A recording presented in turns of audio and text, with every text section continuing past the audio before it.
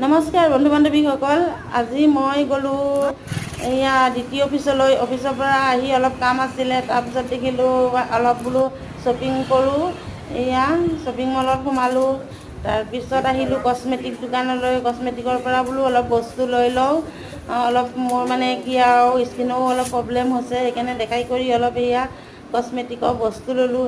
তাৰপিছত আকৌ এইবিলাক মানে কি আৰু পে'মেণ্টটো লিখি আছে আৰু বৰ্তমান এয়া লিখি আছে পূৰা ভাল ভাল মানে কি আৰু কচমেটিকৰ বস্তু পোৱা যায়। ষ্টুডিয়াম মাৰ্কেট নগাঁও কলেজৰ ফ্ৰণ্টতে হয়।